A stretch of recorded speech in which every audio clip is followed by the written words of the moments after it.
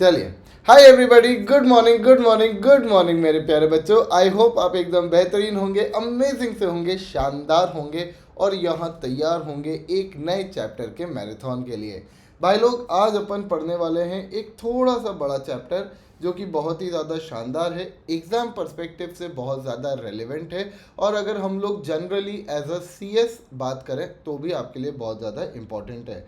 Chapter का नाम क्या है sir? Chapter number 13, directors. Sir chapter number 13 directors बच्चों की इस चैप्टर से थोड़ी सी फटती है। डायरेक्टर्स चैप्टर से बच्चों की ऐसे हो जाती है कि पता नहीं क्या ही पूछ लिया है, डायनासोर के अंडे का नाम क्या होता है ये पूछ लिया गया है। बट ये चैप्टर बड़ा ही क्यूट है, प्यारा सा है, आराम से ख़त्म होता है। इसके अंदर कुछ दो चार टॉपिक्स ही है जो कि अपने लिए रेलेवेंट है, बाकी आप देखोगे कि मल्टीपल जगहों पे रिपीटेटिव चीज़ें ही आ रही है। तो भाई आराम से अपन लोगों को पढ़ना है, कोई इतनी ज़्यादा घबराने की बात नहीं है, एग्ज़ाम के लिए भी आपको आराम से ये होएगा। ठीक है, चलिए सर हम लोग स्टार्ट करते हैं सर इस चैप्टर के साथ। और सबसे पहली बात समझते हैं कि सर डायरेक्टर्स होते कौन है। अच्छा, ये तो समझने की बहुत ही यानी ऑब्वियस सी बात है, डायरेक्टर्स कौन होते हैं? इंडिविजुअल्स होते हैं जो कि आपके डे टू डे फंक्शनिंग को रन करते हैं, है ना। Individuals who run day to day functions.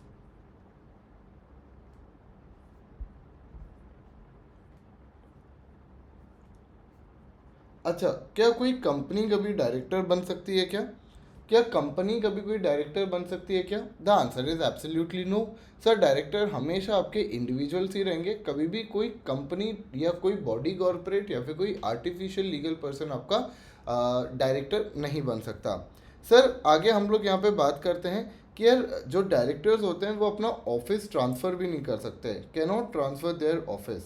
Sir can not transfer their office का मतलब क्या होता है? भाई मैंने ना, मान लो हम शेयर होल्डर्स ने मिलके मुकेश अंबानी को डायरेक्टर बनाया था, क्या मुकेश अंबानी कल को अपना ये ऑफिस जो है वो अपने बच्चों को ट्रांसफ़र कर सकते हैं क्या? क्या वो ये कह सकते हैं क्या कि मेरी जगह ना, मैं अपॉइंट हो गया था ना, मेरी जगह मेरे जो बच्चे हैं वो अब डायरेक्टर बन जाएंगे? क्या ऐसा चलेगा क्या? नहीं सर, उनके बच्चों को अगर डायरेक्टर बनना है तो उनके लिए अलग से इलेक्शंस होंगे, अलग से वोटिंग होगी और फिर अलग से उनको अपॉइंट किया जाएगा।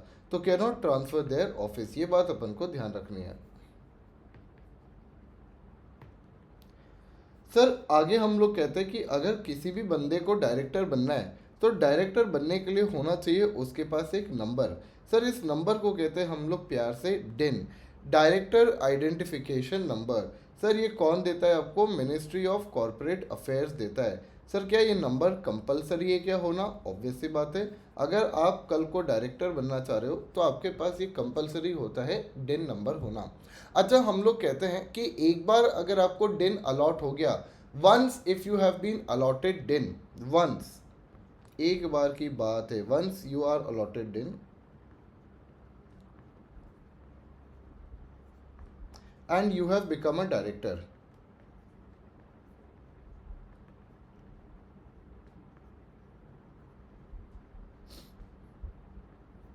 भैया आपको डायरेक्टर बने थे और आपको डिन मिला था, या फिर डिन मिला था और फिर आप डायरेक्टर बने थे, दोनों में से कोई भी परिस्थिति है, उसके बाद अब आप इस डिन को वेव ऑफ नहीं कर सकते, गिव अप नहीं कर सकते। सरेंडर करने का आपके पास यहाँ पे चॉइस नहीं है, कैन नॉट सरेंडर। भाई आप नहीं कर सकते।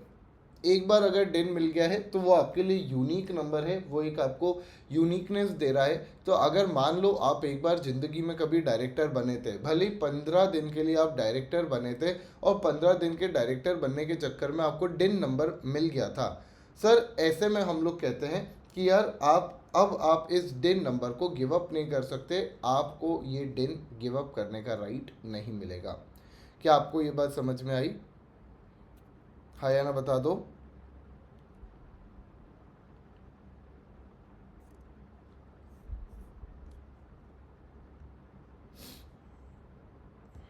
परफेक्ट, बहुत ही सिंपल है सर, अभी तक तो लप्पू सी बातें चल रही है। अच्छा, डिन देगा कौन? डिन जैसे मैंने आपको बताया कि मिनिस्ट्री ऑफ कॉरपोरेट अफेयर्स देगा, पर उसके लिए सर आपको क्या करना पड़ेगा? एप्लीकेशन देनी पड़ेगी, है ना, ऑब्वियस सी बात है। सर एप्लीकेशन किसको दोगे? सेंट्रल गवर्नमेंट को दे देना एप्लीकेशन, ठीक है सर। और सर ये जो एप्लीकेशन होगा it should be verified bye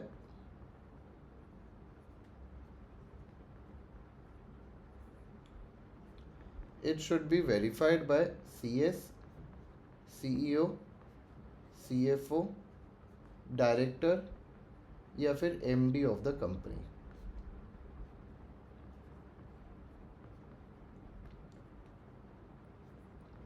ठीक है, कोई ना कोई इस एप्लीकेशन को आपका कंफर्म करना चाहिए, वेरीफाई करना चाहिए, क्योंकि MCA ministry of corporate affairs हर व्यक्ति की बार बार की इन्फॉर्मेशन तो वेरीफाई करते नहीं बैठ सकती। तो वो कहते हैं कि यार एक बार में आप लिख के दे देना तो हम उसको कंफर्म कर लेंगे, आपने अगर वेरीफाई कर दिया तो हम मान लेंगे कि सही है इन्फॉर्मेशन, कोई दिक्कत की बात नहीं है। ठीक है सर। दूसरी चीज़ हम लोग कहते हैं कि अगर आप पहली पहली बार कोई कंपनी बना रहे हो, न्यू फ्रेश कंपनी बना रहे हो, तो सर न्यू फ्रेश कंपनी के केस में यहाँ पे आपके पास दूसरा एक चॉइस आ जाता है कि यार आप क्या कर सकते हो कि आप जब स्पाइस प्लस फॉर्म भर रहे होते हो, आई थिंक सो अभी तक आप लोगों को पता होगा स्पाइस प्लस फॉर्म क्या होता है। स्पाइस प्लस फॉर्म आपके इनकॉर्पोरेशन के टाइम पे जो आप फॉर्म भरते हो, simplified proforma for incorporating company electronically, ये जो फॉर्म होता है इससे आप कंपनी को इनकॉर्पोरेट करते हो। इसके अंदर भी आप डिन के लिए एप्लीकेशन लगा सकते हो, बट इसके अंदर मैक्सिमम सिर्फ और सिर्फ आपको 3 दिन ही मिलते हैं, मैक्सिमम 3 दिन ही आपको मिलते हैं, यानी कि 3 डायरेक्टर्स को ही यहाँ पे डिन मिल सकता है। सर डिन ऑब्टेन करने के लिए ऑब्वियसली आपको कुछ इंपॉर्टेंट डॉक्यूमेंट्स देने पड़ेंगे, जैसे आपका पासपोर्ट साइज फ़ोटो हो गया, आपका सिग्नेचर का स्पेसिमेन हो गया, ये सब इलेक्ट्रॉनिकली सबमिट होता है। तो ये हो गए आपके क्या कहते हैं कि कोई आधार कार्ड या फिर आपका कोई रेसिडेंशियल एड्रेस का प्रूफ हो गया, अगर आप फॉरेन रेसिडेंट है तो आपका पासपोर्ट हो गया। ये सारी चीज़ें भी आपकी लगती है डिन ऑब्टेन करने के लिए, क्योंकि ऑब्वियसली बात है डिन एक यूनिक नंबर है, तो हमें आपका ये वेरिफिकेशन वगैरह करना पड़ता है। ठीक है सर, हमें ये बात समझ में आ गई। सर अच्छा, क्या डिन अगर जैसे मान लो आज मैं जाके डिन लेना चाहूँ, मेरी ना इच्छा हो रही थी कि यार मेरे पास आधार कार्ड है, पासपोर्ट है, मेरे पास वोटर आईडी कार्ड है, एक डिन और ले लेते हैं, मज़ा आ जाएगा। सर कोई भी व्यक्ति जाके डिन ले सकता है क्या? Any person can get a DIN? The answer is no. Sir the primary condition of getting a DIN is that some company या any company rather any company must be willing to make you a director।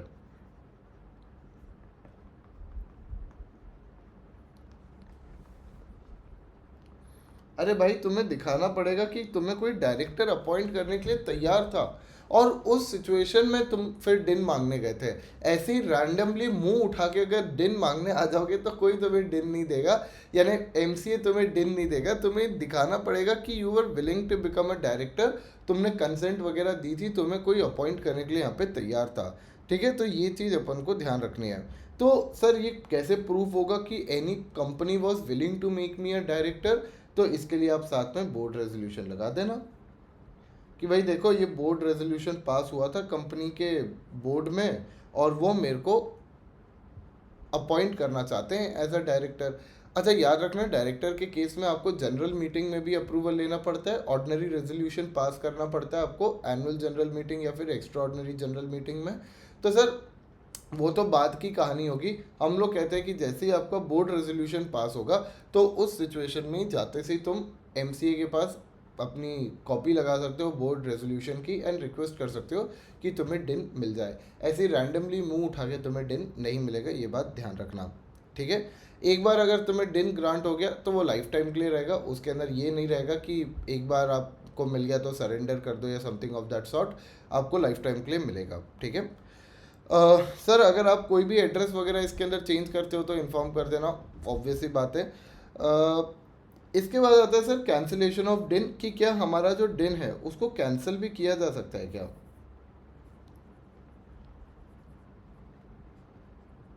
एक बार अगर आपको डिन मिल गया है तो अगर इसको मैं कैंसिल करना चाहूँ तो क्या मैं कैंसिल कर सकता हूँ क्या? बिल्कुल कर सकते हैं सर। अगर सर हमें ये मिलता है कि डिन आपका डुप्लीकेट है, डिन इज डुप्लीकेट, या फिर पर्सन की डेथ हो गई है,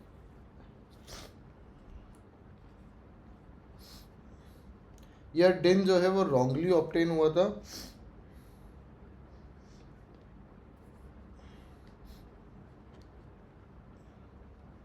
या फिर हम लोग कहते हैं कि यार आपका पर्सन अनसाउंड माइंड का हो गया,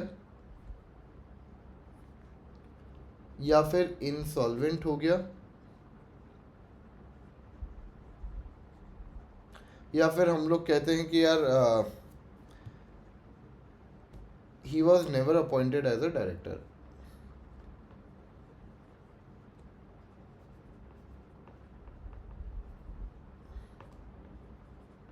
अगर भाई बंदा आपका डायरेक्टर के तौर पे कभी अपॉइंट ही नहीं हुआ था, अगर डायरेक्टर के तौर पे कभी अपॉइंट ही नहीं हुआ था, तो ऑब्वियसली बात है कि यार फिर तो वो सरेंडर कर सकता है, कोई दिक्कत की बात नहीं है। अच्छा, अगर आपको एक बार डेन मिला हुआ है तो आपके एड्रेस, आपके डॉक्यूमेंट्स वगैरह वेरीफाई करने का एक ही तरीका है, केवाईसी। तो आपको यहाँ पे केवाईसी भी कराते रहना पड़ता है, जो नो योर कस्टमर जिसको हम लोग कहते हैं। तो केवाईसी यहाँ पे आपके लिए ज़रूरी होता है, you have to do KYC as well, ठीक है।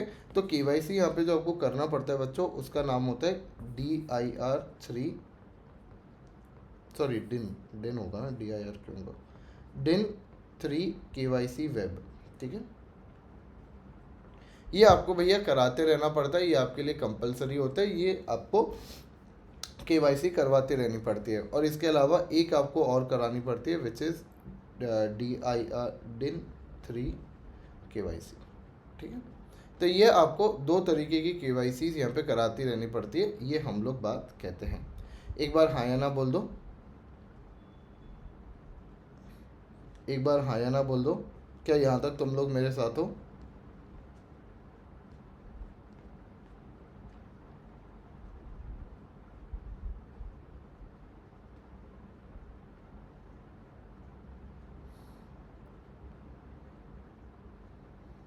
DIR 3 है, आई एम सॉरी, मैं वही सोच रहा था, मैं गलत कर रहा हूँ। This is DIR 3 KYC web and DIR 3 KYC, ठीक है। ये दो KYC आपको कराते रहनी पड़ती है। एग्ज़ाम पर्सपेक्टिव के लिए अभी आपको इसके अंदर डिटेल में जाने की ज़रूरत नहीं है कि कौन सा काय का फॉर्म होता है, नहीं होता है। इट इज़ जस्ट फाइन कि आपको ये बात ध्यान रखनी है कि भाई ये आपको KYC कराते रहनी पड़ती है, साल में एक बार आपको करानी पड़ती है, ठीक है।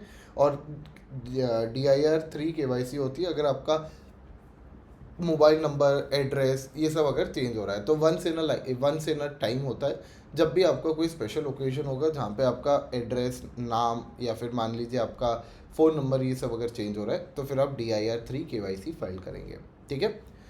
बढ़िया सर, ये हमें बात समझ में आ गई। सर यहाँ तक तो था एकदम हमारा स्टार्टर, ठीक है। ये स्टार्टर का भी स्टार्टर था, इनफैक्ट जैसे अपन खाना खाने जाते तो सूप मिलता है ना सबसे पहले, वो सूप था ये, ठीक है। अभी तो स्टार्टर शुरू होगा। सर स्टार्टर में क्या है? स्टार्टर में है टाइप्स ऑफ डायरेक्टर्स। सर हम लोग कहते हैं कि आपके कंपनी के लिए बहुत सारे टाइप्स ऑफ डायरेक्टर्स हो सकते हैं। सर मज़े की बात यह है कि टाइप्स ऑफ डायरेक्टर्स डिफ़िकल्ट नहीं है, टाइप्स ऑफ डायरेक्टर्स के इंटरनल पॉइंट्स थोड़े से डिफ़िकल्ट है, क्योंकि यहाँ पे हल्का सा हर केस ऑफ डायरेक्टर में थोड़ा सा अंतर है। और जिसके अंदर सबसे हैवी हमारे पास आता है वो है आपका प्यारा सा क्यूट सा इंडिपेंडेंट डायरेक्टर, ठीक है। समझेंगे उसको भी, आपको इजीली याद करा दूंगा, कोई दिक्कत की बात नहीं जाएगी, ठीक है। चलो, पहला आता है सर हमारा type of director, first director, ठीक है। सर मुर्गी पहले आया या अंडा, ये फर्स्ट डायरेक्टर के सामने हमेशा क्वेश्चन होता है कि पहले कंपनी आई या फिर पहले फर्स्ट डायरेक्टर्स। एक्चुअली में देखा जाए तो दोनों साथ में ही आए। तो सर फर्स्ट डायरेक्टर्स हमारे कौन होते हैं? फर्स्ट डायरेक्टर्स वो होते हैं जिनको फर्स्ट टाइम अपॉइंट किया जाता है when the company is being incorporated. Sir अगर मान लीजिए आपके कोई डायरेक्टर्स, यानी कंपनी के बनने से लेके फर्स्ट मीटिंग होने तक जो वो ड्यूरेशन के लिए आपके फर्स्ट डायरेक्टर्स अपॉइंट किए जाते हैं, उनको हम लोग कहते हैं बच्चों क्या? First directors.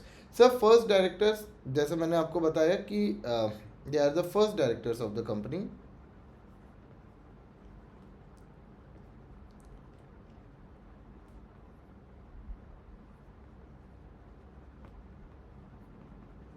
और साथ ही साथ में हम लोग कहते हैं कि अगर MOA में कोई भी प्रोविज़न नहीं दिया है, if no provision in MOA, if no provision in MOA AOA कि भाई हमारा डायरेक्टर कौन बनेगा, फर्स्ट डायरेक्टर कौन बनेगा, देन हम लोग कहते हैं then the subscribers will become directors, है ना। ऑब्वियसली बात है सर, आपके जो भी सब्सक्राइबर्स होंगे, कौन से सब्सक्राइबर्स, यूट्यूब सब्सक्राइबर्स नहीं सर, आपके जो यहाँ पे एमओए को सब्सक्राइब करने वाले लोग होंगे वो यहाँ पे आपके क्या बन जाएंगे, फर्स्ट डायरेक्टर्स बन जाएंगे. Then the direct subscribers to MOA AOA will become your first directors.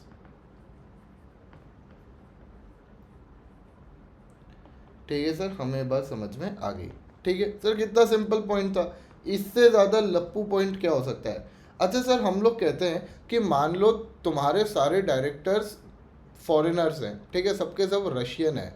भाई एक तो इंडियन रख लो, सबके सब अगर रशियन हो जाएंगे तो कल को अगर किसी ने भी घपलेबाजी की तो हम एक को भी नहीं पकड़ पाएंगे, सबके सब जाके रशिया में बैठ जाएंगे. भाई ऐसे तो दिक्कत हो जाएगी ना. तो हम लोग कहते हैं कि हमें एटलीस्ट एक रेसिडेंट डायरेक्टर चाहिए. ठीक है, एक रेसिडेंट डायरेक्टर चाहिए. सर रेसिडेंट डायरेक्टर आपका क्या होता है, any director who has stayed in India for at least 120 days.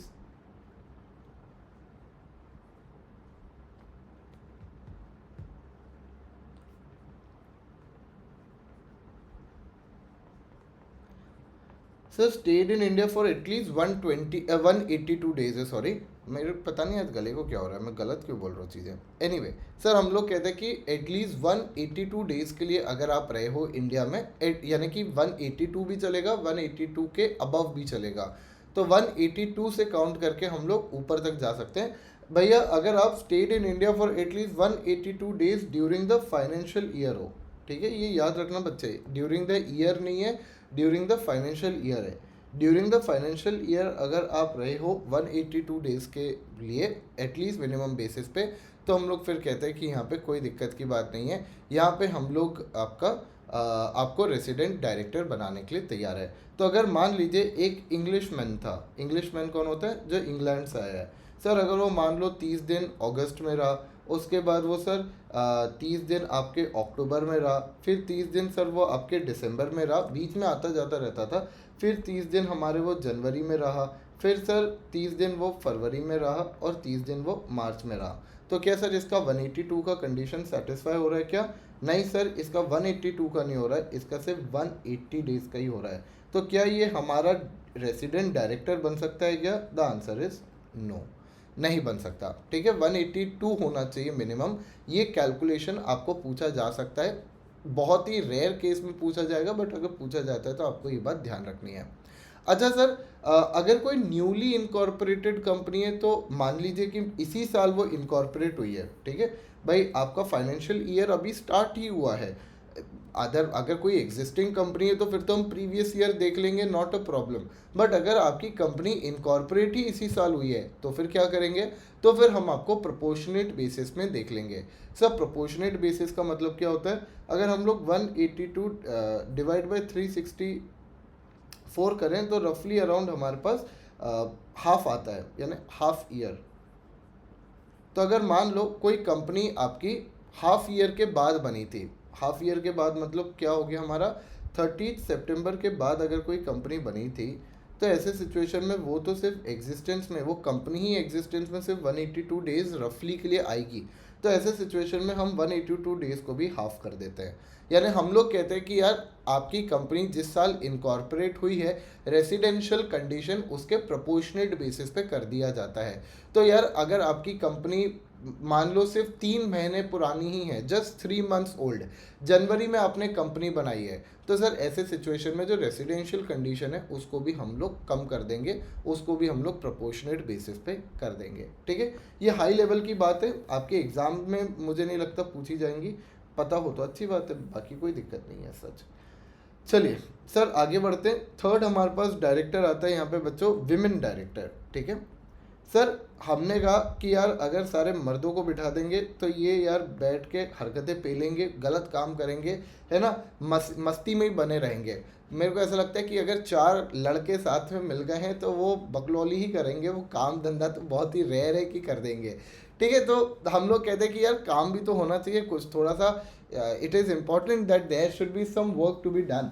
तो हमने कहा कि यार इट इज़ इम्पॉर्टेंट कि लड़कों के साथ साथ लड़कियों को भी अपॉइंट किया जाए। ये इसका कारण एक और था कि हमारी जो टॉप मोस्ट कंपनीज थी इंडिया की कुछ समय पहले तक, उसके अंदर विमेन रिप्रेजेंटेशन ऑलमोस्ट शून्य था, ऑलमोस्ट शून्य। आज भी अगर आप देख लेंगे तो विमेन रिप्रेजेंटेशन हमारी जो टॉप लिस्टेड कंपनीज है उसके अंदर बहुत बेयर मिनिमम बेसिस पे चल रहा है। बहुत ही रेयर केस कोई होगा जिस कंपनी की मैनेजिंग डायरेक्टर या फिर चेयरपर्सन कोई विमेन होगी। एनीवे तो हम लोग यहाँ पे कहते हैं कि यार विमेन डायरेक्टर आपको अपॉइंट करना है। विमेन डायरेक्टर किन किन को अपॉइंट करना है, ये एग्जामिनर का one of the most favourite questions में से एक है कि यार विमेन डायरेक्टर को किस किस को अपॉइंट करना जरूरी है, किस किस को मतलब किस किस कंपनी को यहाँ पे अपॉइंट करना जरूरी है। तो हम लोग कहते हैं कि सर सबसे पहली बात तो सारी की सारी लिस्टेड कंपनीज को करना पड़ेगा, ऑल लिस्टेड कंपनीज, ठीक है। दूसरी पॉइंट हम लोग कहते हैं कि sir public company with turnover of, public company with paid up capital, sorry paid up capital of 100 crore और मोर, यानी अगर 100 करोड़ भी हो तो आपको अपॉइंट करना है, हाँ। और अगर आपकी पब्लिक कंपनी है और आपका turnover, public company and your turnover is more than, turnover is more than 300 crore, ये सॉरी इसको ऐसे लिखना 300 करोड़ और मोर। मैं ये इतना एम्फसाइज क्यों करता हूँ, क्योंकि आप देखिएगा कि एग्जामिनर ना आपको 320 करोड़ नहीं बोलेगा टर्नओवर, वो जानबूझ के आपको 300 करोड़ पे क्वेश्चन पूछेगा, कंफ्यूज करेगा। भाई अब आप सोच लो कि 300 करोड़ के ऊपर अपॉइंट करना है या 300 करोड़ से ही कंडीशन स्टार्ट हो जाएगी। तो याद रखना है this condition will start from 300 crore itself. तो भाई public company with turnover of 300 crore और मोर, ठीक है। सर अगर मान लीजिए आपको विमेन डायरेक्टर पे क्वेश्चन आता है कि यार एक कंपनी थी, लेट सपोज LG, नहीं general private limited, sorry general private limited, ठीक है, कंपनी थी, ध्यान देना भाई, general private limited. Sir general private limited का टर्नओवर था 500 करोड़ रुपए, 500 करोड़ रुपए। मेरे को जवाब दो, क्या इस कंपनी को विमेन डायरेक्टर अपॉइंट करना कंपलसरी है या नहीं है? Does this company need to appoint women director or not?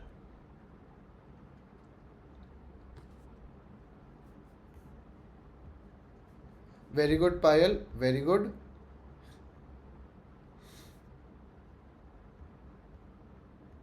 बाकी लोग भी जवाब दो।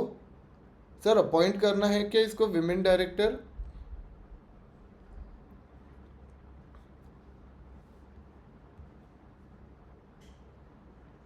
सर जनरल प्राइवेट लिमिटेड है, टर्नओवर 500 करोड़ रुपए है, क्या ये विमेन डायरेक्टर अपॉइंट करना कंपलसरी है क्या?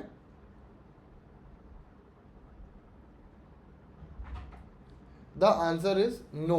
सर यहाँ पे इनको विमेन डायरेक्टर अपॉइंट करने की कोई रिक्वायरमेंट नहीं है। क्यों रिक्वायरमेंट नहीं है? कारण क्या है कि सर ये कंपनी आपकी प्राइवेट लिमिटेड है। कैसी कंपनी है बच्चों? प्राइवेट लिमिटेड ये कंपनी है। और हम कंडीशन किसकी पढ़ रहे हैं? पब्लिक कंपनी की। कंडीशन किसकी है? पब्लिक कंपनी की। तो इतने बारीक पॉइंट पे वो ले जाके आपसे क्वेश्चन पूछते हैं, ठीक है। तो ये आपको ध्यान रखना है कि भाई विमेन डायरेक्टर किस किस को अपॉइंट करना कंपलसरी है? All listed companies, public companies with paid up capital of 100 crores or more and public companies of turnover of 300 crores or more। साथ ही साथ में सर हम यहीं नहीं रुकते हैं, हम लोग ये कहते हैं कि अगर आपकी कोई टॉप 1000 लिस्टेड कंपनीज जो है, टॉप 1000 लिस्टेड कंपनीज जो है, उनको यार एक काम और करना पड़ेगा। उनको क्या करना पड़ेगा ना कि उनकी जो ये विमेन डायरेक्टर है उनको एक इंडिपेंडेंट विमेन डायरेक्टर भी अपॉइंट करना पड़ेगा, एक इंडिपेंडेंट विमेन डायरेक्टर भी अपॉइंट करना पड़ेगा। तो सर अगर ये मान लो एक इंडिपेंडेंट विमेन डायरेक्टर अपॉइंट कर लिया है तो इट विल बी डीम्ड कि आपने विमेन डायरेक्टर भी अपॉइंट कर लिया है। तो टॉप 1000 लिस्टेड कंपनीज अगर चाहें तो एक विमेन डायरेक्टर को इंडिपेंडेंट डायरेक्टर की तरह अपॉइंट करके भी ये कंडीशन को सेटिस्फाई कर सकती है। तो जैसे मान लीजिए रिलायंस इंडस्ट्रीज़ है, रिलायंस इंडस्ट्रीज़ को क्या सर, रिलायंस इंडस्ट्रीज़ हमारी टॉप 1000 लिस्टेड कंपनीज में आती है, ऑब्वियस सी बात है। क्या इसको एक इंडिपेंडेंट विमेन डायरेक्टर और एक विमेन डायरेक्टर अलग अलग अपॉइंट करना पड़ेगा क्या? The answer is no. अगर ये कंडीशन सेटिस्फाई कर लिए तो इसको सेटिस्फाई करने की ज़रूरत नहीं है। समझ में आ गया सभी को ये बात? सभी को ये बात विमेन डायरेक्टर समझ आ गया भाई? विमेन डायरेक्टर इंपॉर्टेंट है, हाँ, विमेन डायरेक्टर पे क्वेश्चन आता है। अच्छा, ये तीनों डायरेक्टर्स हमारे कौन से सेक्शन में डिफाइंड है? प्लीज़ याद रखिएगा 149, ठीक है, 149, 149। चलो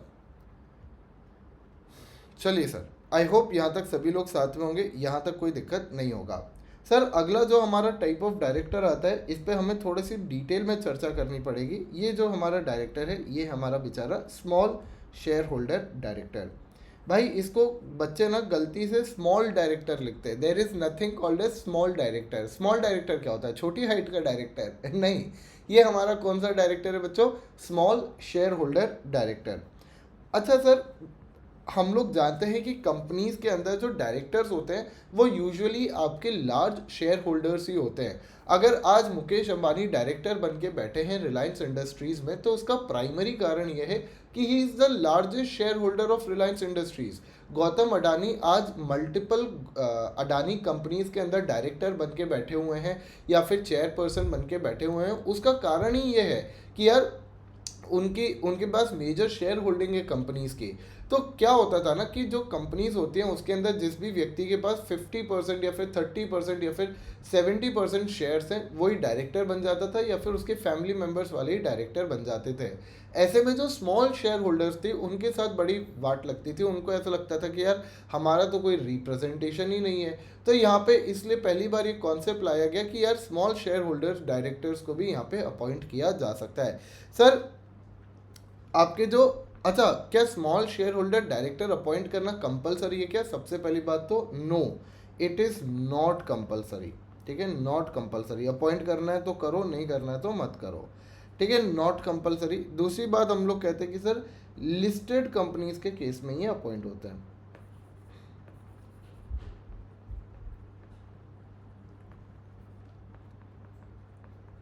Again, the point is very simple that appointment of a small shareholder is not compulsory at all. ठीक है सर, हमें ये बात समझ में आ गई। अच्छा सर, पर स्मॉल शेयर होल्डर होगा कौन? सर याद रखिएगा, स्मॉल शेयर होल्डर होता है आपका ऐसा कोई भी व्यक्ति जो कि 20,000 से कम के 20,000 रुपीज से कम के shares of face value own करता है। बच्चों याद रखना, शेयर्स की अलग अलग वैल्यू होती है। एक होती है आपकी फेस वैल्यू और एक होती है आपकी मार्केट वैल्यू। बच्चे मार्केट वैल्यू क्या होती है? मार्केट वैल्यू का मतलब होता है face value plus premium.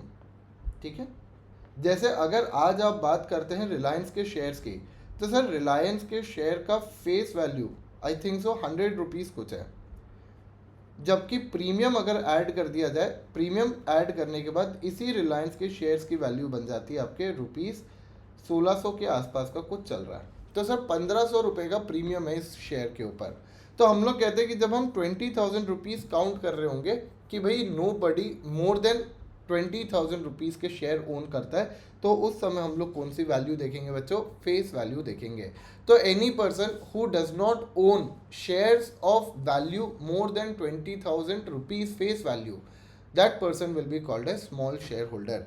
Sir small share holder क्या कर सकते हैं? यहाँ पे अपना रिक्वेस्ट डाल सकते हैं कंपनी के पास, एप्लीकेशन लगा सकते हैं। कितने लोग मिलके सर? या तो 1000 और 1/10 ऑफ स्मॉल शेयर होल्डर्स।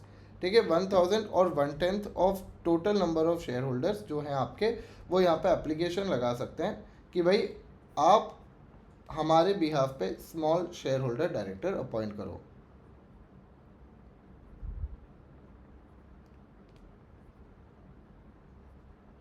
ठीक है सर, तो यार यहाँ पे आपका एप्लीकेशन लगाया जा सकता है। ऑब्वियसली 1000 और 1/10 टोटल में से क्या करेंगे हम लोग? Which ever is lower. ठीक है ना, विच एवर इज लोअर वो यहाँ पे आपका आ जाएगा। हाँ या ना बोल दो बच्चों, इतना इतना समझ में आया? सिंपल सी बात है। अच्छा सर, 1000 और 1/10 of total small share holders लेंगे। हाँ, एप्लीकेशन ऑब्वियसली बात है स्मॉल शेयर होल्डर्स ही लगाएंगे। तो यहाँ पे हम लोग किसको लेंगे? Total of small share holders. ठीक है ना, जल्दी से बता दो, यहाँ तक साथ में हो सभी लोग? यहाँ तक कोई दिक्कत, समस्या, प्रॉब्लम, या दिल में तुम्हें मेरे लिए प्यार जग रहा है? जल्दी से बता दो। I just wanna be close to you the way I perfect. Sir आगे हम लोग बात करते हैं स्मॉल शेयर होल्डर्स को कुछ यहाँ पे कंडीशंस भी सेटिस्फाई करनी पड़ती है। तुम छोटे हुए तो क्या हुआ, तुम्हें कंडीशंस तो सेटिस्फाई करनी पड़ेगी। सर स्मॉल शेयर होल्डर को सबसे पहले तो कंसेंट फॉर्म भरना पड़ेगा। सर बंदा बनना भी चाहता है या नहीं बनना चाहता, डायरेक्टर पूछ तो लो, क्योंकि डायरेक्टर बनना यानी कि जिम्मेदारी का काम है। तो पता चला कि कल को तुमने मना कर दिया कि तुम्हें डायरेक्टर नहीं बनना है और दुनिया भर के लोग तुम्हें डायरेक्टर बनाने में लगे हुए हैं, सर नहीं चलेगा। तो इसलिए हम लोग कहते हैं कि आपको कंसेंट देनी पड़ेगी। दूसरा पॉइंट हम लोग कहते हैं सर डिन, ऑब्वियस सी बात है, डायरेक्टर बन रहे हो तो डिन होना तो कंपलसरी है। तीसरा पॉइंट हम लोग कहते हैं कि सर आपकी जो ये एप्लीकेशन है of being for being appointed as a director या for recommending any person's name to become a director, sir ये एप्लीकेशन आ जानी चाहिए कितने समय पहले, at least 14 days, at least 14 days before the at least 14 days before the at least 14 days before the meeting. जब भी आपकी एनुअल जनरल मीटिंग होने वाली है या फिर आपकी बाकी कोई मीटिंग होने वाली है, एक्स्ट्राऑर्डिनरी जनरल मीटिंग होने वाली है, तो उसके एटलीस्ट 14 दिन पहले ये एप्लीकेशन कंपनी के पास सबमिट हो जानी चाहिए। स्वाभाविक सी बात है सर, कंपनी को भी तो टाइम चाहिए कि वो शेयर होल्डर्स को बताए कि यार देखो हमारे पास ये एप्लीकेशन आई है एंड इसको भी हम कंसिडर करेंगे ड्यूरिंग आवर मीटिंग। तो वो थोड़ा सा समय तो हमें चाहिए ही ना, तो इसलिए 14 डेज का यहाँ पे टाइम रखा है। चौथा पॉइंट हम लोग कहते हैं सर स्मॉल शेयर होल्डर का ऑब्वियस सी बात है कि कोई भी रिलेशन नहीं होना चाहिए कंपनी से, है ना, वो कोई भी तरीके से प्रमोटर वगैरह से रिलेटेड नहीं होना चाहिए। भाई अगर मान लो प्रमोटर ने अपने ड्राइवर को ही डायरेक्टर बना दिया, मान लो ना प्रमोटर ने डायरेक्टर के नाम पे 10 शेयर्स परचेज करा दिए, और ये सॉरी प्रमोटर ने अपने ड्राइवर के नाम पे 10 शेयर्स परचेज करा दिए और ड्राइवर को ही स्मॉल शेयर होल्डर डायरेक्टर बना दिया, नहीं चल पाएगा ना। तो हम लोग यहाँ पे कहते हैं कि यार आपका जो ये पर्सन है वो किसी तरीके से प्रमोटर से रिलेटेड नहीं होना चाहिए। अब ये थोड़ा सा लूज एग्जांपल हो गया ड्राइवर वगैरह वाला, पर यहाँ पे हम लोग रिलेशन को पेक्यूनरी रिलेशन के कॉन्टेक्स्ट में समझते हैं, ठीक है। चौथा पॉइंट हम लोग कहते हैं, सॉरी पांचवा पॉइंट हम लोग कहते हैं सर ये जो स्मॉल शेयर होल्डर डायरेक्टर है आपका, ये मैक्सिमम 3 ईयर्स के लिए अपॉइंट हो सकता है, मैक्सिमम 3 ईयर्स का इसका टर्म हो सकता है, ठीक है। तो 3 साल का इसका टर्म हो सकता है और ये लाइबल फॉर रिटायरमेंट नहीं होता है, not liable for retirement.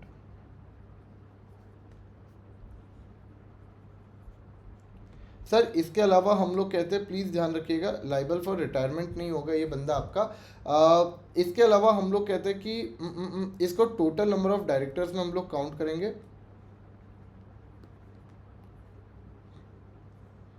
Total number of directors के अंदर इसको काउंट किया जाएगा, इसके अंदर कोई दिक्कत की बात नहीं है।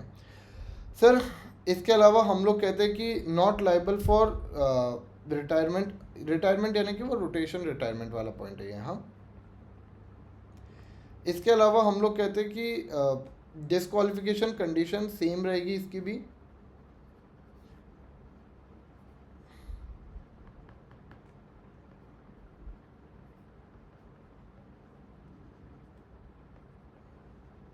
तो सर जो बाकी डायरेक्टर्स के ऊपर वेकेशन की कंडीशन लगती है कि कब वो अपना ऑफिस वेकेट करेंगे, कब माना जाएगा कि उन्होंने अपने ऑफिस को वेकेट कर दिया, वो एज इट इज़ आपके स्मॉल शेयर होल्डर डायरेक्टर्स के अंदर भी लगेगा।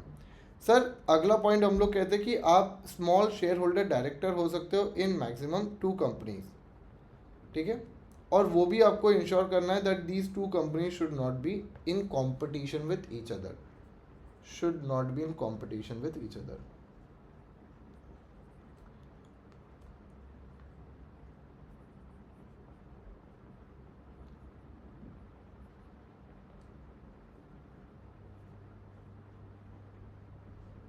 क्या अपन को इतनी बात समझ में आई?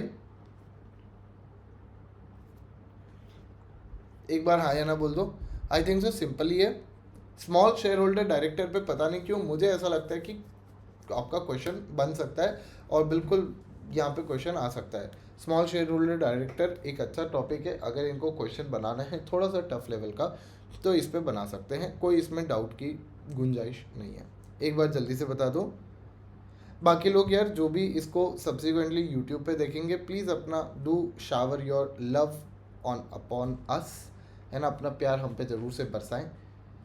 और इस वीडियो को लाइक, शेयर, कमेंट, सब्सक्राइब ज़रूर करें, जो भी चीज़ें होती हैं। चलिए, आई होप यहाँ तक अपन को समझ में आया होगा।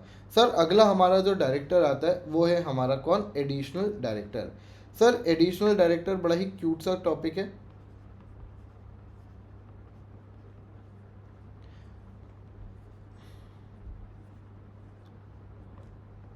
सर एडिशनल डायरेक्टर कौन होता है? आपके नेक्स्ट एनुअल जनरल मीटिंग के लिए, आपके नेक्स्ट एनुअल जनरल मीटिंग तक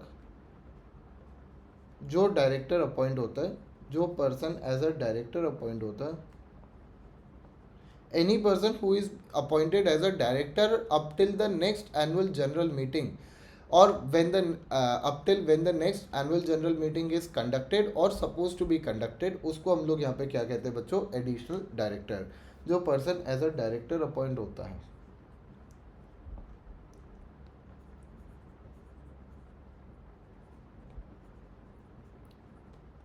अच्छा याद रखना, जो पर्सन आपका एडिशनल डायरेक्टर की तरह अपॉइंट होता है, इसके अंदर एक इम्पॉर्टेंट रिक्वायरमेंट और आती है कि आपको इंश्योर करना है कि आप किसी को भी अपॉइंट कर सकते हो as an additional director, but apart from a person who has been rejected by the shareholders in the general meeting, but other than person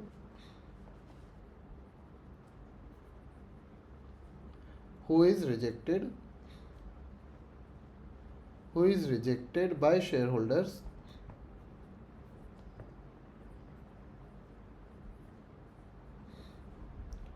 in general meeting.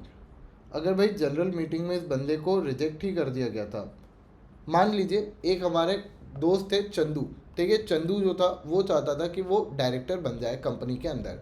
वो एनुअल जनरल मीटिंग में खड़ा होता है to be appointed as a director, पर annual general meeting में shareholders उसके नाम को अप्रूव नहीं करते हैं, सिर्फ 30% वोट मिलते हैं and he is not appointed as a director. तो ये अपने दोस्त के साथ कल्यूड करता है और कहता है कि यार दोस्त सुनना, तू इस कंपनी का मैनेजिंग डायरेक्टर है, तू एक काम कर, तू मुझे एडिशनल डायरेक्टर की तरह अपॉइंट कर दे, कोई बात नहीं। सर चलेगा या नहीं चलेगा? बिल्कुल नहीं चलेगा। हम लोग कहते हैं इस पर्सन को आप एडिशनल डायरेक्टर के तौर पे अपॉइंट नहीं कर सकते। ठीक है सर, समझ में आ गया। अगला पॉइंट आता है सर हमारा अल्टरनेटिव डायरेक्टर।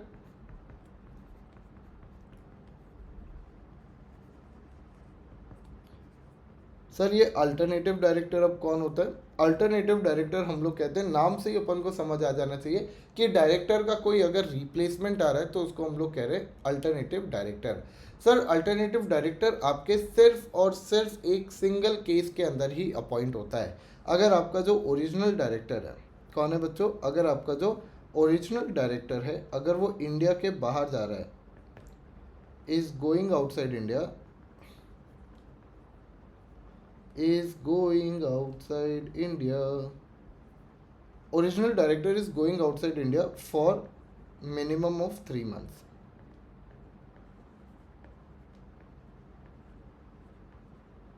तो अगर आपका कोई भी डायरेक्टर है जो कि इंडिया के बाहर जा रहा है for any reason, any purpose, for consecutive 3 months, यानी लगातार 3 महीने के लिए अगर वो बाहर जा रहा है, तो भाई ऐसे सिचुएशन में उस बंदे को हम लोग यहाँ पे उस बंदे की जगह हम लोग किसी और बंदे को यहाँ पे अपॉइंट कर लेंगे as a what? As an original director. क्या कर लेंगे सर? ओरिजिनल डायरेक्टर की जगह हम लोग बंदे को अपॉइंट कर लेंगे एज अ अल्टरनेटिव डायरेक्टर। तो सर अगर मान लीजिए हमारा एक दोस्त था राजू जो था वो जा रहा था इंडिया के बाहर कोई हेल्थ इश्यूज़ के कारण से, और उसके जगह उसकी एक वाइफ है, दूसरी वाइफ है यानी कि, तो सर दूसरी वाइफ जो है राजूनी जो है वो इंडिया में ही रह रही है और वो इंडिया में रह के यहाँ पे अपॉइंट हो जाती है एज एन अल्टरनेटिव डायरेक्टर। तो इसको हम लोग क्या कहेंगे sir? Alternative director. But the condition is कि मिनिमम 3 महीने के लिए आप इंडिया के बाहर जाने चाहिए।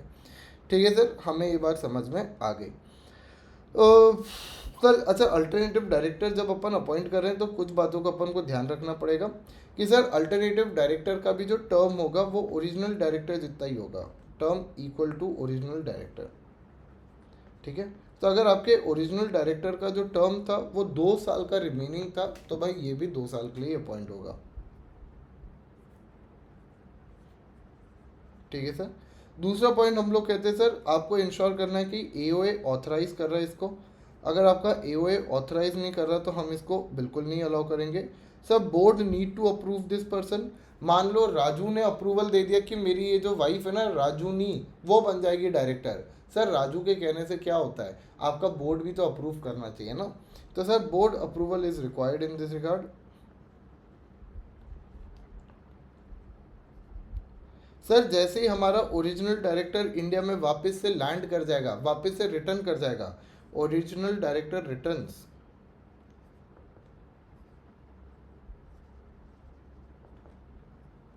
तो ये आपका जो देन आपका जो अल्टरनेटिव डायरेक्टर है सर ये वेकेट कर देगा अपने ऑफिस को, विल वेकेट द ऑफिस। ठीक है, क्योंकि सर जो प्राइमरी कंडीशन थी जिसके कारण से आपका अल्टरनेटिव डायरेक्टर अपॉइंट हुआ था, वो प्राइमरी कंडीशन ही खत्म हो गई। तो अगर प्राइमरी कंडीशन ही खत्म हो गई तो स्वाभाविक सी बात है अब इस बंदे को रख के क्या ही मतलब है। ठीक है ना, हाँ या ना बोल दो।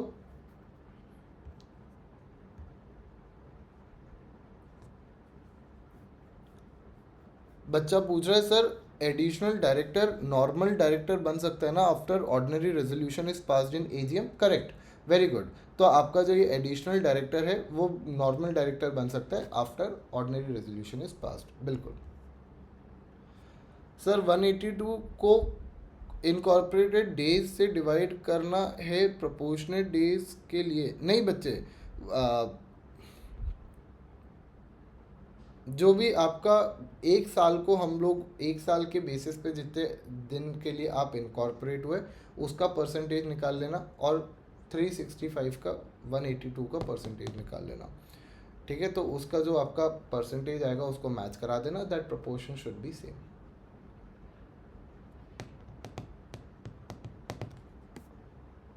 ठीक है सर, इसके अलावा और कोई पॉइंट आता है क्या?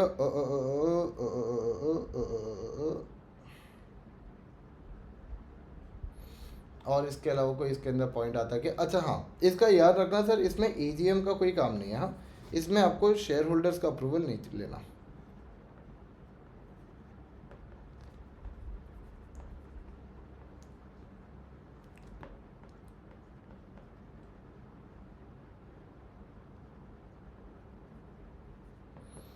ठीक है, आई होप इतना समझ में आ गया होगा।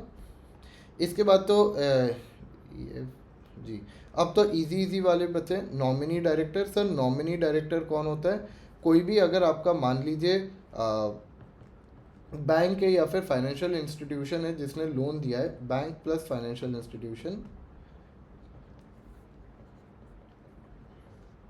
जिसने लोन दिया हुआ है, तो वो अपना रिप्रेजेंटेटिव बिठा देता है बोर्ड पे टू इंश्योर कि यार प्रॉपर तरीके से इंटरनल फंक्शनिंग पे भी हम लोग ध्यान रख पाएँ।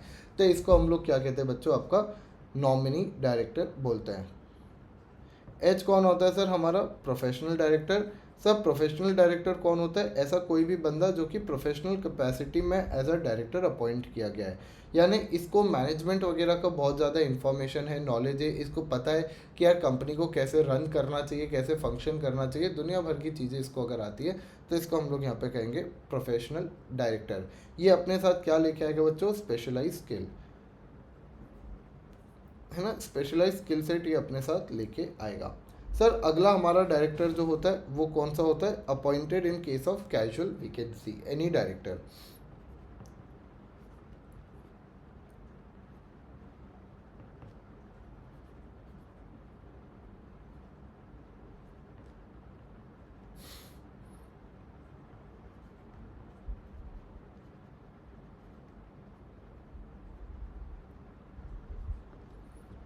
सर ये क्या कहता है? ये कॉन्सेप्ट कहता है कि यार आप जो कैजुअल वैकेंसीज राइज होती है ड्यू टू डेथ वगैरह, तो उस सिचुएशन में जो आपके डायरेक्टर अपॉइंट किए जाते हैं उनको हम लोग यहाँ पे कैटेगराइज करते हैं। ठीक है, तो अगर कोई भी डायरेक्टर आपका अपॉइंट यानी वेकेट हो रहा है, कोई भी director director vacates the office,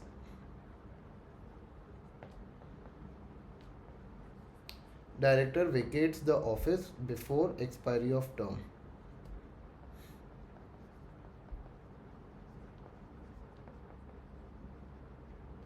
and in his place any other director is appointed.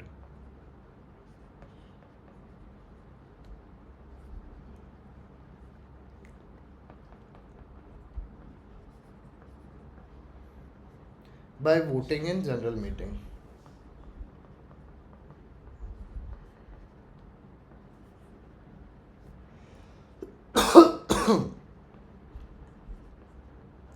तो इसको हम लोग क्या कहेंगे बच्चों? इसको हम लोग कहेंगे director appointed in case of casual vacancy. क्या कहेंगे बच्चों? Director appointed in case of casual vacancy. हाँ या ना बोल दो, हाँ या ना बोल दो एक बार जल्दी से। क्या यहाँ तक सभी लोग साथ में हो? बताओ भाई। अलीना, अंशिता, आन्या, भावना, हरेंद्र, कनिष्का सॉरी, पायल, पुष्कर और भी जितने हमारे क्यूटी पाइज हैं। यस यस, भावना, पायल, आन्या, गुड।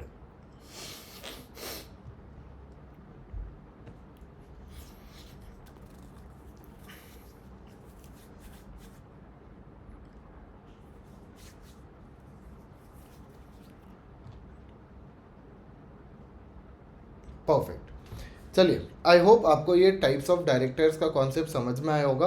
अब आता है सर बाप ऑफ ऑल डायरेक्टर्स। मतलब सर बाप ऑफ ऑल डायरेक्टर्स का मतलब है यहाँ पे जो हमारे लिए थोड़ा सा कॉन्सेप्चुअली इंपॉर्टेंट है और क्वेश्चन पेपर में क्वेश्चन तय है। यानी ये नहीं कह रहा हूँ कि आने की चांसेस रखता है, मैं आपको ये कह रहा हूँ आएगा, है ना। तो there is a difference between आने की चांसेस रखता है एंड आएगा। ये तो श्योर शॉट है कि इस पे आपको क्वेश्चन आएगा ही आएगा। सर ये हमारा जो डायरेक्टर है वो, इसको हम लोग प्रेम से कहते हैं इंडिपेंडेंट डायरेक्टर। ठीक है सर, इंडिपेंडेंट डायरेक्टर सेक्शन कौन सा है याद रख लेना, सेक्शन नंबर 149। तो सर हमें जो टाइप्स ऑफ डायरेक्टर्स देखने को मिल रहे हैं वो लार्जली आपको सेक्शन 149 के अंदर ही देखने को मिल रहे हैं। तो यार ये सेक्शन आप याद कर लीजिएगा, 149 आपका यहाँ पे सेक्शन आता है। ठीक है, हमने एक सेक्शन और पढ़ा था अगर आपको याद आ रहा हो तो, सेक्शन 255 क्या डिफाइन करता है सर? 255 आपके मेंबर्स को डिफाइन करता है। जबकि अगर हम लोग बात करते हैं आपके बेनिफिशियल सिग्निफिकेंट बेनिफिशियल ओनर का, तो सेक्शन कौन सा आता है? Section number 90। ठीक है, सिमिलरली हम लोग चार्जेस की बात करते हैं। चार्जेस का कौन सा सेक्शन है, कोई बता सकता है मुझे? चार्जेस का कौन सा सेक्शन है कि भाई चार्ज रजिस्टर करना कंपलसरी है एक तरीके से?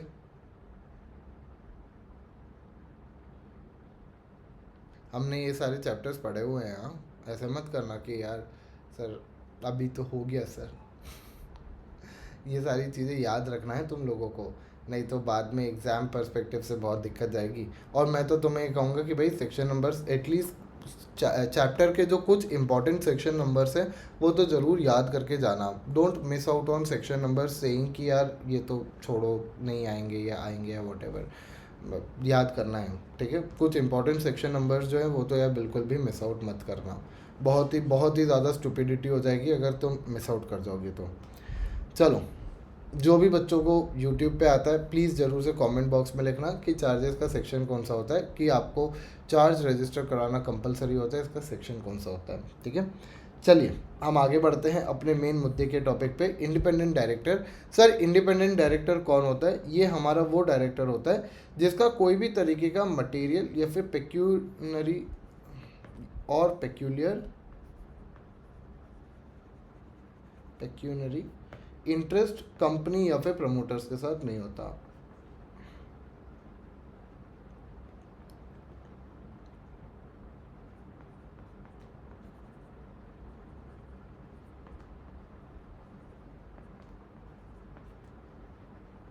ठीक है, P stand for promoter.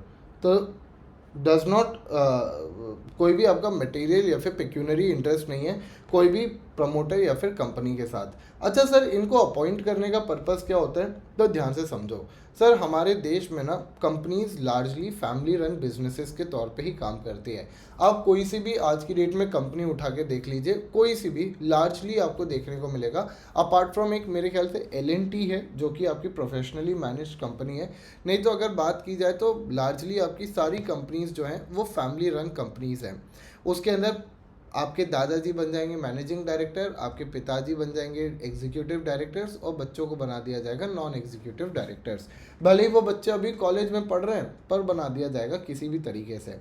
Sir ऐसे सिचुएशन में क्या होता है कि आपकी जो कॉर्पोरेट गवर्नेंस होता है कंपनी का, वो बहुत ही ज़्यादा ख़राब हो जाता है। कंपनीज प्रॉपरली फंक्शन नहीं करती है, ढंग से एक्ट नहीं करती है, there arises a lot of problems in this regard. Sir इसीलिए ये कॉन्सेप्ट लाया गया कि यार हमें कंपनी में इंश्योर करना चाहिए कि कुछ ऐसे भी डायरेक्टर्स बैठे हैं जो कि कंपनी के कॉर्पोरेट गवर्नेंस पे नज़र रख सके और ये देख सके कि यार कंपनी प्रॉपरली फंक्शन कर रही है या नहीं कर रही है। ये ध्यान रख सके कि यार पैसे का हेर फेर तो नहीं हो रहा, ये ध्यान रख सके कि यार कहीं फ्रॉडुलेंट एक्टिविटीज़ तो नहीं की जा रही at the level of board.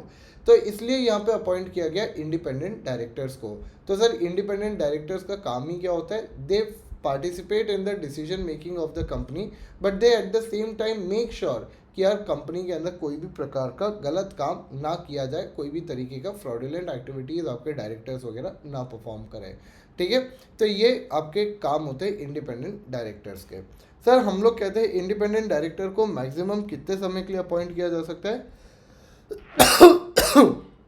Sir इनका मैक्सिमम टेन्योर होता है 5 ईयर्स का,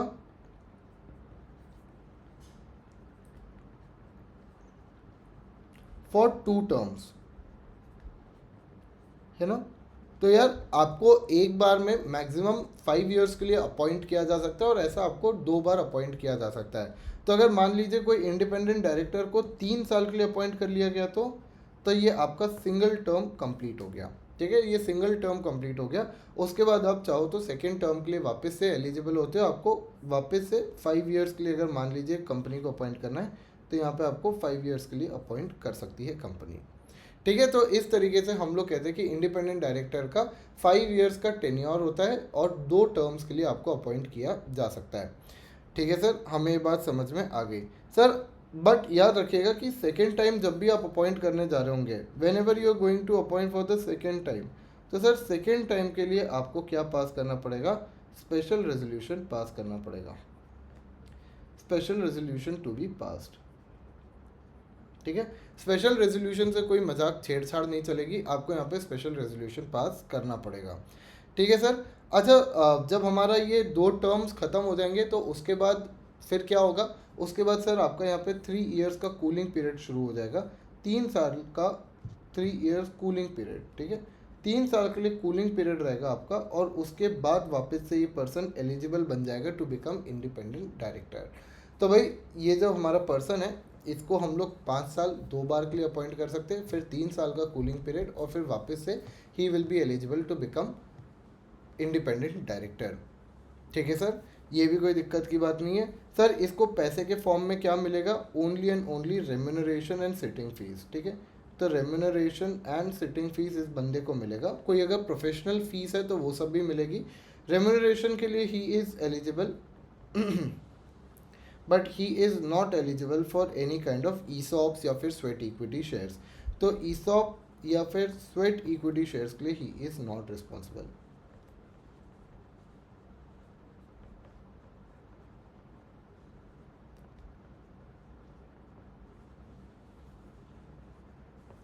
क्या अपन को ये बात समझ में आई, हाँ या ना बोल दो, हाँ या ना बोल दो। सर अगर मान लीजिए आपने किसी इंडिपेंडेंट डायरेक्टर को कंपनी के शेयर्स ही दे दिए, तो स्वाभाविक सी बात है कि वो कंपनी के अंदर इंटरेस्टेड हो जाएगा, भले ही छोटे से स्केल पे इंटरेस्टेड हो, but he will get interested in the company. हम लोग लिमिट भी पढ़ते हैं, आगे पढ़ेंगे अभी, कि कितने लिमिट तक आप होल्ड करके रख सकते हो शेयर्स वगैरह, उसके बियॉन्ड नहीं कर सकते, ये आपको यहाँ पे हम लोग बता देते हैं। तो यार कोई भी तरीके से ईसॉप, स्वेट इक्विटी शेयर्स, इन सब के लिए आप एलिजिबल नहीं होते हो, हम आपको नहीं देंगे। ठीक है सर, यहाँ तक तो हमें बात समझ में आ गई, यहाँ तक में तो कोई तकलीफ नहीं होनी चाहिए। सर क्या ये इंडिपेंडेंट डायरेक्टर को रोटेट करके रिटायर कर सकते हैं क्या? अगर हमने रोटेशन के बाद इसको रिटायर ही कर दिया तो फिर तो इसका पर्पस ही क्या बचा। तो इसलिए हम लोग कहते हैं not eligible to retire by rotation, cannot retire by rotation, cannot retire by rotation. ये जो हमारा बंदा होगा, ये रोटेशन के साथ आपका रिटायर नहीं हो सकता, ये बात हम लोग यहाँ पे कहते हैं। हाँ या ना बोल दो। तो सर हमने पढ़ लिया कि 2 तरीके के आपके जो डायरेक्टर्स होते हैं, they are not eligible to retire by rotation. दो तरीके के हमारे डायरेक्टर्स कौन से, पहला है हमारा स्मॉल शेयर होल्डर डायरेक्टर और दूसरा है आपका इंडिपेंडेंट डायरेक्टर। सर कौन से डायरेक्टर को अपॉइंट करने के लिए हमें ये ऑर्डिनरी रेजोल्यूशन वगैरह पास करने की ज़रूरत नहीं पड़ती है? अल्टरनेटिव डायरेक्टर, ठीक है। याद रहेगा इतना बच्चों, याद, हाँ या ना बोल दो, हाँ या ना बोल दो जल्दी से। बहुत ही बढ़िया। सर आगे हम लोग पढ़ते हैं, आगे हम लोग कहते हैं कि यार आपके जो ये इंडिपेंडेंट डायरेक्टर है, अगर इनको रिमूव करना है तो आपको अगेन रेजोल्यूशन पास करना पड़ेगा, ठीक है ना, ये याद रखना। सर कौन सा रेजोल्यूशन पास करोगे, सोच के बताओ, है ना। अगर इसको रिमूव करना है तो रेजोल्यूशन पास करना पड़ेगा, आप मेरे को सोच के बताओगे कि कौन सा रेजोल्यूशन पास करना पड़ेगा। आगे हम लोग बढ़ते हैं सर, तो इसके अंदर हम लोग कहते हैं इंडिपेंडेंट डायरेक्टर्स में और भी पॉइंट्स आते हैं। जैसे अगर हम लोग बात करें तो इंडिपेंडेंट डायरेक्टर का जो ये है वैकेंसी, अगर मान लीजिए वैकेंसी अराइज हो गई है तो this vacancy should be filled maximum with in 3 months, ठीक है ना। तो मैक्सिमम 3 महीने के अंदर अंदर या फिर नेक्स्ट एनुअल जनरल मीटिंग तक आपको फिल करनी पड़ेगी। एक सेकेंड,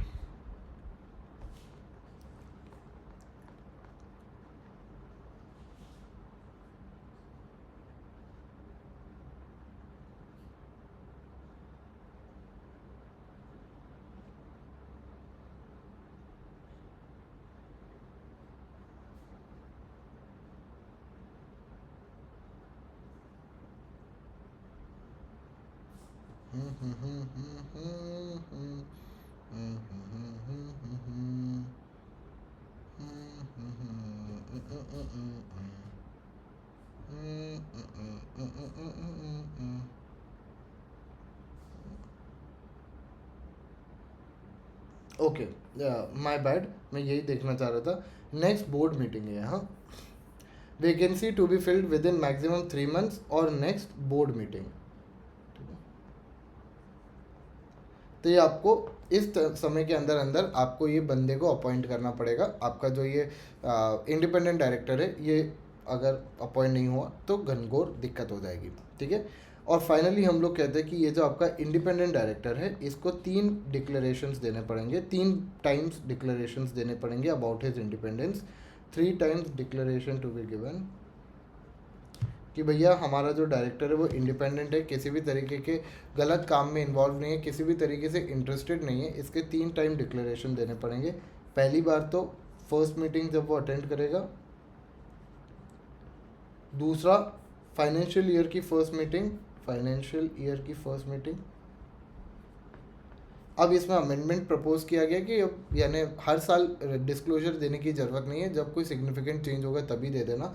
बट अभी के लिए आपके लिए ये अमेंडमेंट एप्लीकेबल नहीं है, तो उसको ऊपर ध्यान देने की ज़रूरत नहीं है। बट ये आ चुका है, ठीक है, आ चुका है, यानी कि बिल में प्रपोज्ड है, जब बिल पास हो जाएगा तब हो जाएगा। फर्स्ट मीटिंग फाइनेंशियल ईयर की फर्स्ट मीटिंग और तीसरा पॉइंट हम लोग कहते हैं कि आपका whenever there is any change।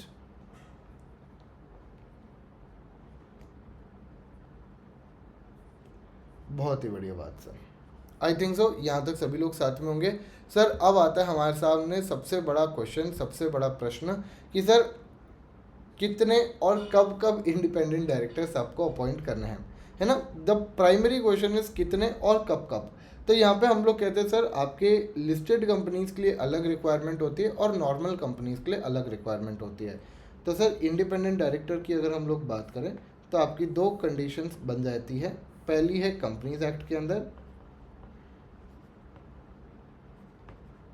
और दूसरी आपकी सेबी एलओडीआर के अंदर। सेबी एलओडीआर जो है लिस्टिंग ऑब्लिगेशन डिस्क्लोजर रिक्वायरमेंट्स, ठीक है। तो एलओडीआर सिर्फ और सिर्फ सेबी एलओडीआर किसके ऊपर लगेगा बच्चों, आपकी लिस्टेड कंपनीज के ऊपर लगेगा, बाकी किसी भी तरीके की कंपनी पे नहीं लगेगा, ये ध्यान रखना। जबकि कंपनीज एक्ट जो है वो आपके हर तरीके की कंपनी के ऊपर एप्लीकेबल होता है। तो सर कंपनीज एक्ट की अगर हम लोग बात करें तो यार अगर आपकी लिस्टेड कंपनी है, लिस्टेड कंपनी कौन सी होती है सर? जो स्टॉक एक्सचेंज पे लिस्टेड हो, तो उसके अंदर एटलीस्ट 1/3 तो होना ही चाहिए। बाकी हम लोग पढ़ेंगे कई जगहों पे तो हाफ भी होना चाहिए, तो 1/3 तो होना ही चाहिए। दूसरा हम लोग कहते हैं कि सर अगर आपकी अनलिस्टेड पब्लिक कंपनी है, नॉर्मल अगर आपकी पब्लिक कंपनी है और उसका जो पेड अप कैपिटल है, पेड अप कैपिटल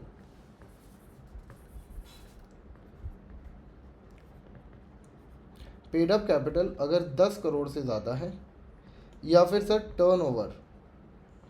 टर्नओवर अगर 100 करोड़ से ज़्यादा है, या फिर सर अगर उसके आउटस्टैंडिंग बोरोइंग्स, अगर आउटस्टैंडिंग बोरोइंग्स आपकी 50 करोड़ से ज़्यादा है, तो इसमें एटलीस्ट 2 डायरेक्टर्स आपके कैसे होने चाहिए? इंडिपेंडेंट डायरेक्टर्स होने चाहिए। At least 2 directors should be ID. हाँ ये ना बोल दो। तो सर ये इतने आपको डायरेक्टर्स अपॉइंट करके चलने पड़ेंगे, ये बात हम लोग यहाँ पे कहते हैं। ठीक है।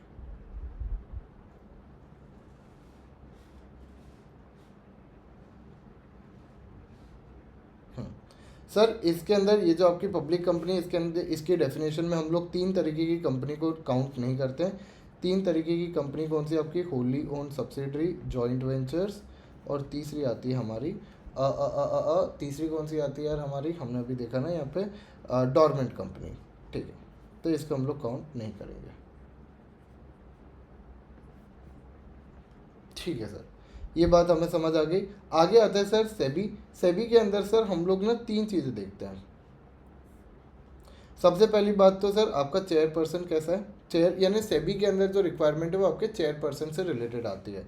अगर आपका चेयरपर्सन जो है, जो भी आपका चेयरमैन है, अगर वो आपका इज प्रमोटर, यानी कि अगर आपका वो एग्जीक्यूटिव डायरेक्टर है तो आपको हाफ चाहिए, या फिर chairman is related to director है,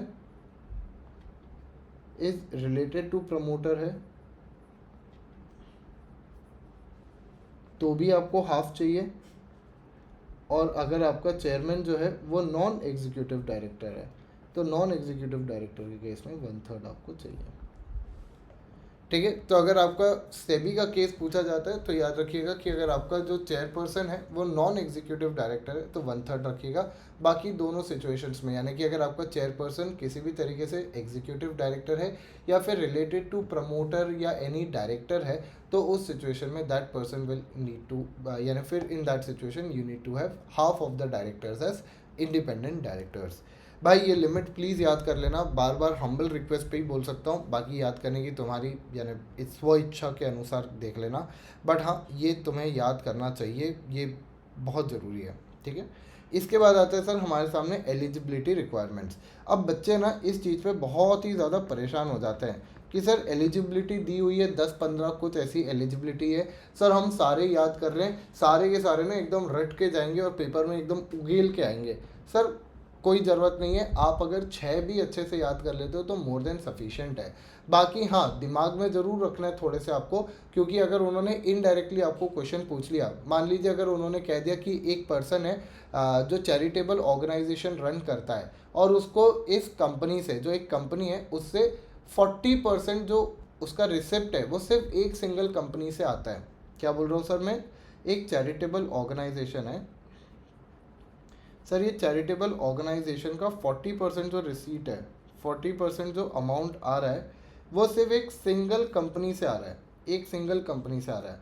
तो सर ये चैरिटेबल ऑर्गेनाइजेशन का जो भी पर्सन होगा, जो भी हेड कर रहा होगा या जो भी मैनेजर होगा, क्या वो इस कंपनी के अंदर इंडिपेंडेंट डायरेक्टर बन सकता है क्या?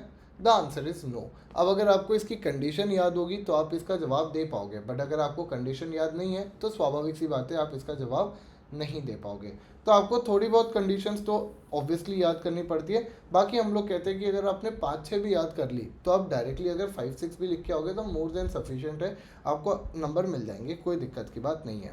देखो बच्चों ये बात का ध्यान रखना कि एग्ज़ाम्स सिर्फ आपने कितना आता है, कितना पढ़ा हुआ है, कितना आपको समझ में आता है, इसका एग्ज़ाम नहीं होता है। Exam composes of 2 things, one is the knowledge, another is the strategy. आपको नॉलेज बतेरो है पर स्ट्रैटेजी आपकी शून्य बराबर है, आप हार जाओगे, कोई मतलब नहीं है।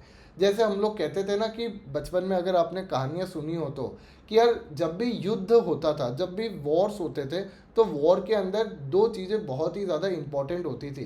पहला तो कि आपकी आर्मी कैसी है, आपकी फोर्स कैसी है, और दूसरा आपकी स्ट्रैटेजी कैसी है। आपकी आर्मी कितनी ही बड़ी हो, अगर आपकी स्ट्रैटेजी एकदम वाहियात है तो आपका फेल होना निश्चित तय है।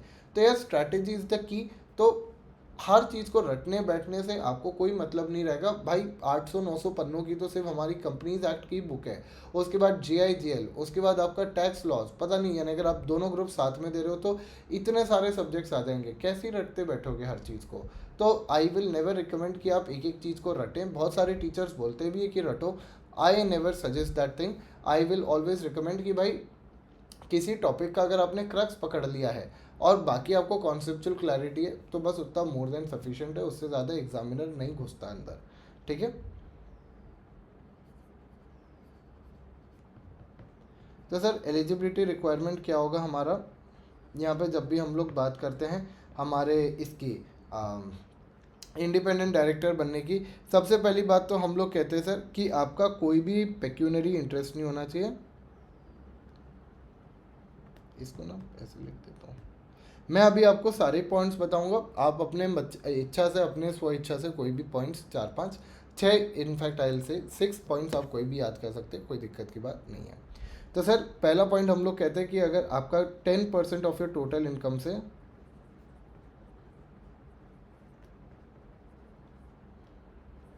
10% ऑफ योर टोटल इनकम से ज़्यादा आपका पेक्यूनरी इंटरेस्ट नहीं होना चाहिए।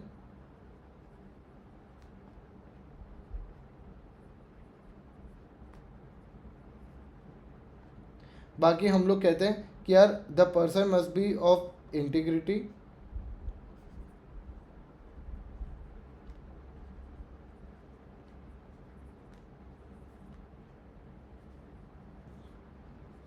must be of integrity and relevant skills। अगला पॉइंट हम लोग कहते हैं कि यार आपका इंडिपेंडेंट डायरेक्टर को इंश्योर करना है कि not related to promoters, not related to promoter और प्रमोटर ग्रुप।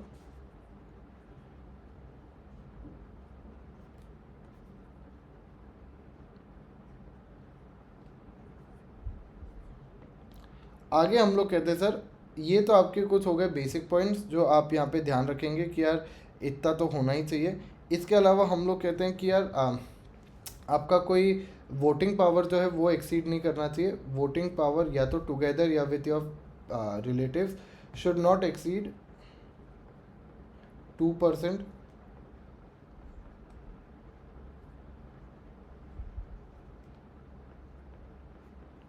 बाकी आपकी share holding should not exceed 50 lakhs और 2%।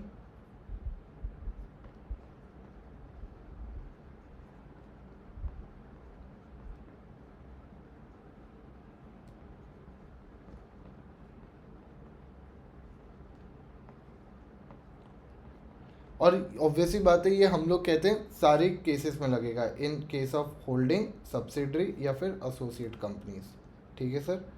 सर आपने कोई भी डेट नहीं लेके रखा है, debt from company in last 2 years exceeding, ये भी shareholding should not exceed 50 lakhs और 2% इन होल्डिंग सब्सिडरी और associate company in last 2 years है। हाँ, पता चला भाई तुम्हें पता, जब भी तुम्हारे पास इन्फॉर्मेशन आई कि तुम इंडिपेंडेंट डायरेक्टर बनने वाले हो, उसके 10 दिन पहले तुमने उठा के अपने शेयर जो थे अपने बेटे के नाम पे ट्रांसफ़र कर दिए, चलेगा नहीं चलेगा? नहीं चलेगा। ठीक है। Debt from in last 2 years above 50 lakhs not taken, above ₹50 lakhs not taken.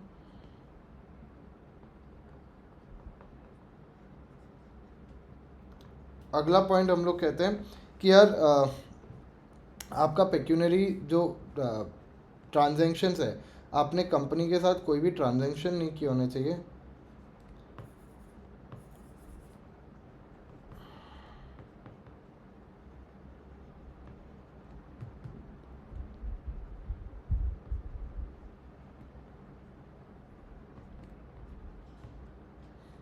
With company या फिर holding subsidiary associate company amounting two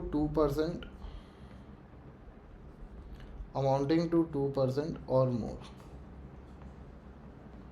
of total turnover.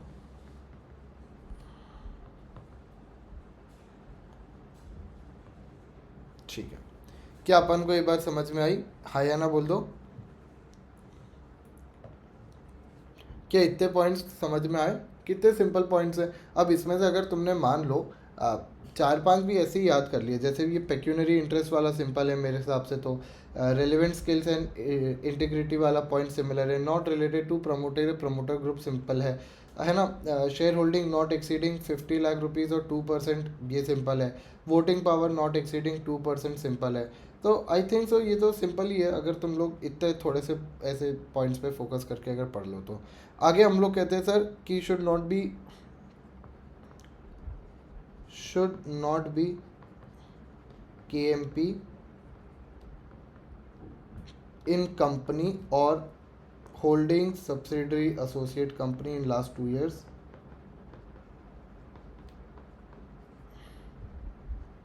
ठीक है सर। इसके अलावा हम लोग कहते हैं कि शुड नॉट बी एम्प्लॉय या प्रोप्राइटर और partner in any CA CS CMA auditors firm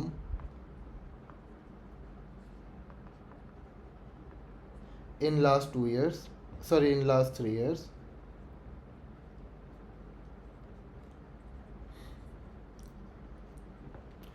तो ये आपके यहाँ पे पॉइंट्स आ जाते हैं। ठीक है, ये सारे पॉइंट्स आपके आते हैं। इसके अलावा भी और बहुत सारे पॉइंट्स हैं अगर आप याद करना चाहो तो। जैसे एक पॉइंट और आ जाएगा, is not CEO of any charitable organisation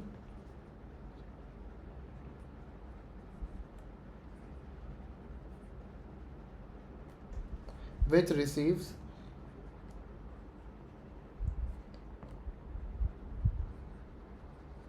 25% or more of total donation from the company।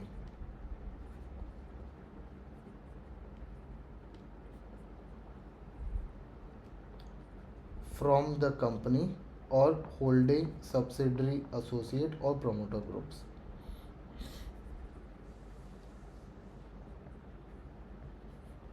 ठीक है सर, ये बात भी हमें समझ में आ गई। इसके अलावा भी हम लोग कहते हैं एक पॉइंट और आ जाएगा कि कोई भी लॉ फर्म या फिर आपकी मैनेजमेंट फर्म अगर उसके टोटल रेवेन्यू का 10%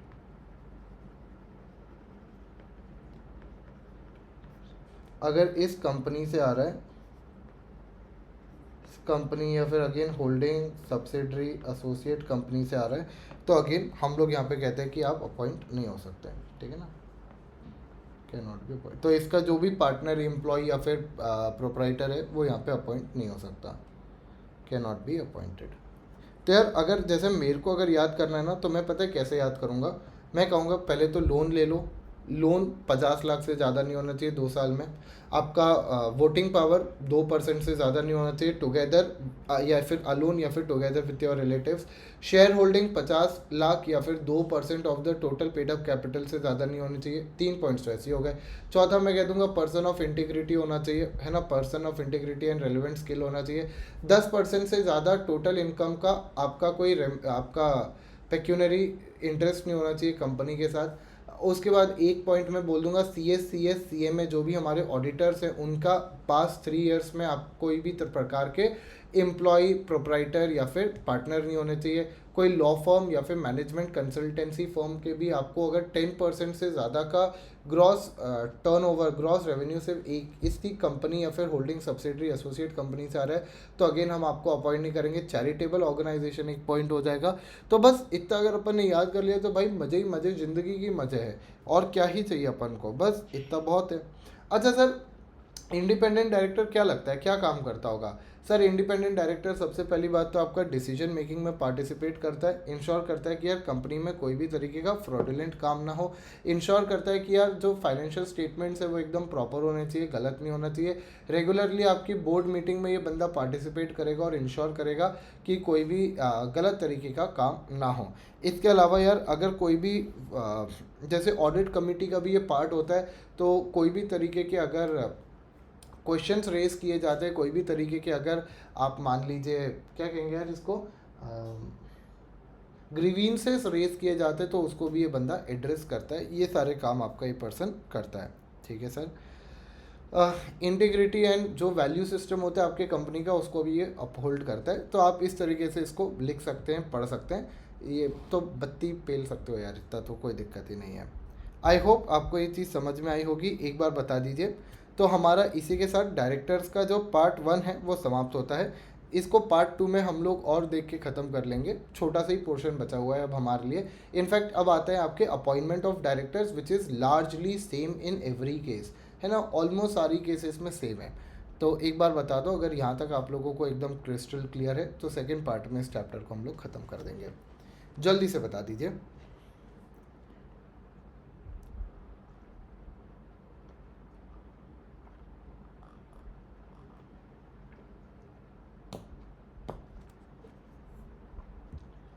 बहुत ही बढ़िया। चलिए फिर आज की क्लास को हम लोग यहीं रोकते हैं। नेक्स्ट क्लास में इसको हम लोग कंटिन्यू करेंगे और इस चैप्टर को ख़त्म करेंगे। ये 2 पार्ट में हमारा मैराथन रहेगा। दिस वॉज पार्ट ए, और अब आएगा आपका इसके बाद पार्ट बी या फिर पार्ट 2, ठीक है, जिसके अंदर हम लोग इस चैप्टर को समाप्त कर देंगे।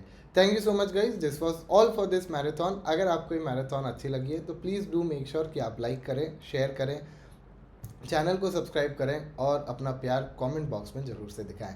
आपके लिए और ऐसा वैल्यूएबल कंटेंट हम लाते रहेंगे। प्लीज़ साथ बनाए रखें। Thank you so much. Bye bye, take care, have fun.